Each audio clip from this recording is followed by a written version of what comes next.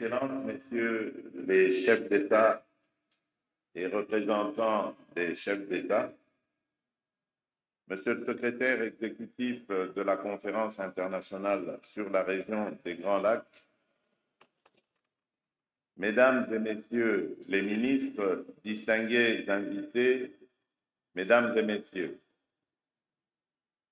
au nom du peuple congolais, je vous souhaite chaleureusement la bienvenue à Kinshasa, capitale de la République démocratique du Congo et terre d'hospitalité, à l'occasion de ce 9e sommet de la Conférence internationale sur la région des Grands Lacs, la CIRGL, placé sous un thème qui nous engage tous, à savoir consolider la paix, la stabilité et le développement dans la région des Grands Lacs.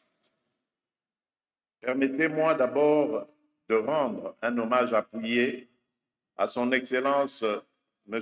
João Manuel Gonçalves Lourenço, président de la République d'Angola, président sortant de la CIRGL et président en exercice de l'Union africaine, pour son leadership éclairé et la constance de son engagement au service de la paix et de la stabilité dans la région.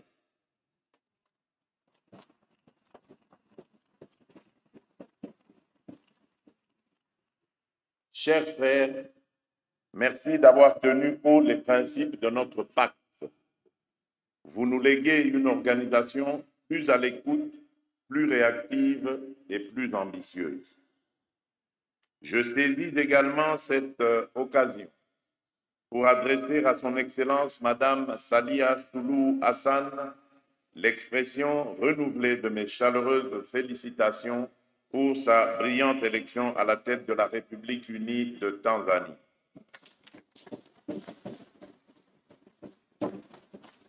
Je remercie l'ensemble des partenaires de notre organisation d'avoir répondu présent à notre invitation et pour leur accompagnement constant des efforts de paix, de sécurité et de développement dans notre région. J'adresse enfin mes vifs remerciements au secrétaire exécutif de la CIRGL ainsi qu'aux délégations des États membres pour le travail substantiel accompli dans la préparation de ce sommet. Excellences, Mesdames et Messieurs, c'est avec humilité et détermination que j'accepte, au nom de la République démocratique du Congo, la présidence tournante de la CIRGL pour les 2 prochaines années.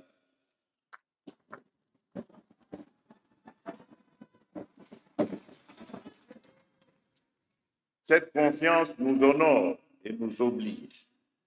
J'exercerai cette responsabilité dans un esprit d'écoute, d'impartialité et d'efficacité, en comptant sur l'appui de l'ensemble de mes pairs et singulièrement sur celui de la Troïka.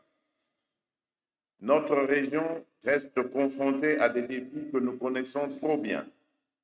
Persistance des conflits et des actes d'agression, déplacement massif de population, violence sexuelle, fragilité économique, déficit d'infrastructures transfrontalières, exploitation et commerce illicite des ressources naturelles.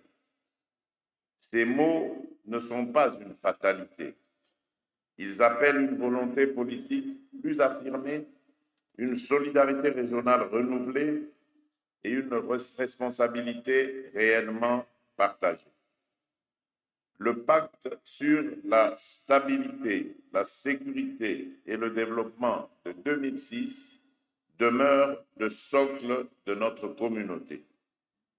Il est temps d'en accélérer l'application intégrale du protocole de non-agression et de défense mutuelle à la coopération judiciaire, en passant par la lutte contre l'exploitation illégale des ressources naturelles et la mise en œuvre du programme d'action pour l'intégration économique. Il n'y aura pas de paix sans justice, pas de stabilité sans sécurité partagée, pas de développement sans intégration réelle. Notre mandat sera à cet effet un mandat de résultats articulé autour de 5 priorités qui sont 1. La réforme institutionnelle de la CIRGL, 2. Le rétablissement et la consolidation de la paix, de la sécurité et de la stabilité régionale, 3. Le renforcement de la coopération judiciaire, 4. Le renforcement de la lutte contre l'exploitation et le commerce illicite des ressources naturelles au travers d'un programme effectif de traçabilité des minerais. 5. L'intégration économique régionale. Excellences, Mesdames et Messieurs, le temps nous presse d'agir pour faire de la région des Grands Lacs un véritable espace de paix, de sécurité et de développement. Notre présidence sera intransigeante sur les principes souveraineté, intégrité territoriale, non-agression, refus de tout appui aux groupes armés et résolument ouverte au dialogue en vue des solutions politiques et durables, inclusives des femmes, des jeunes, des autorités locales et des communautés. Elle sera impartiale mais exigeante. Nous n'opposerons plus la sécurité au développement, la souveraineté à l'intégration, la justice à la réconciliation. Nous choisirons tout à la fois avec méthode, courage et loyauté. Que ce 9e sommet marque le renouvellement de nos engagements et l'entrée dans une phase d'exécution accélérée du pacte qui nous lie. Je déclare ainsi ouverts les travaux du 9e sommet ordinaire de la Conférence internationale sur la région des Grands Lacs. Je vous remercie. Voilà, c'est le discours d'acceptation du président entrant pour un mandat de 2 ans. Edi Tchala, tous reviennent sur la stabilité et la question. Mesdames et messieurs, distingués invités, ainsi prend fin la cérémonie d'aujourd'hui. Nous informons l'assistance que les travaux du sommet vont se poursuivre à huis clos en l'absence de la presse. Pour l'instant, nous prions l'assistance de se lever pour l'hymne national.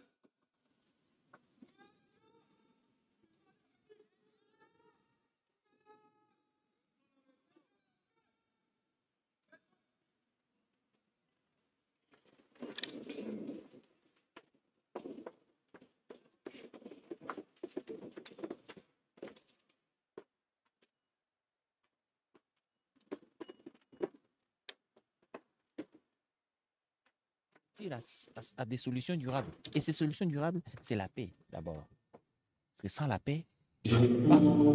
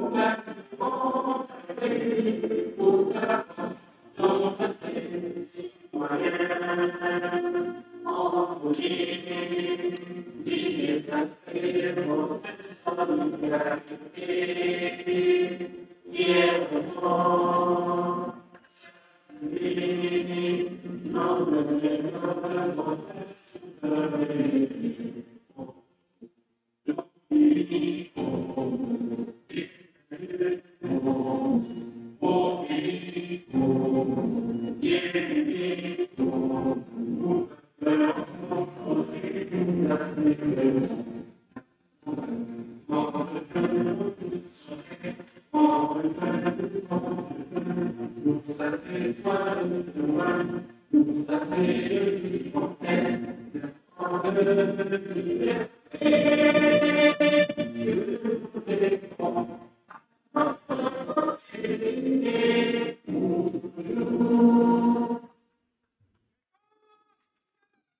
vous prions de saluer Mais expressif la sortie et de leurs détermine l'avenir de l'organisation.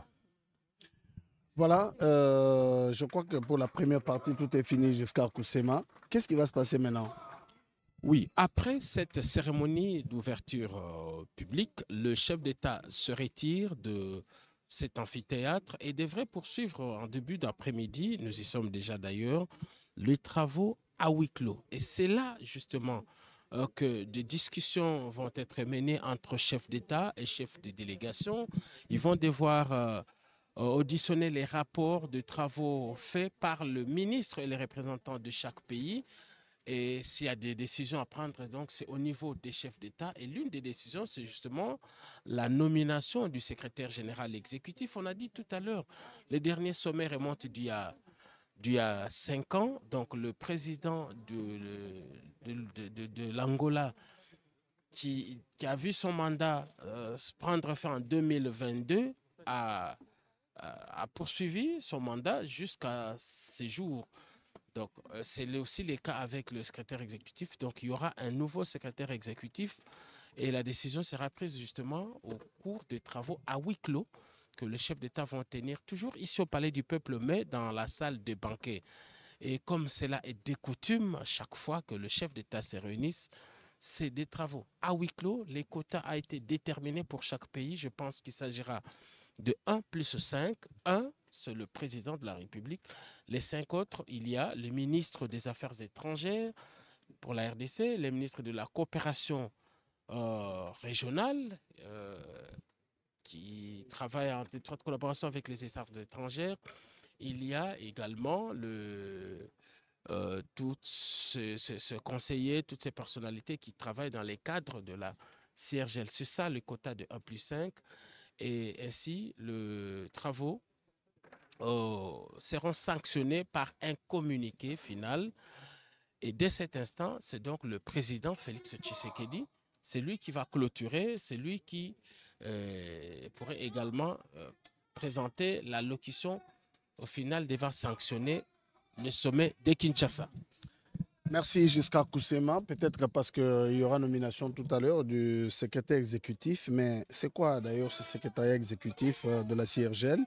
Nous avons dit qu'il a été inauguré en mai 2007 à Bujumbura. Il a pour mission de coordonner, de faciliter et d'assumer la promotion et le suivi de la mise en œuvre du pacte et autres initiatives en vue d'aboutir à la paix, à la sécurité, à la stabilité et au développement dans la région de Grand Lac. Sa vision, donc, est une organisation efficace et efficiente et un point focal pour coordonner les initiatives des États membres.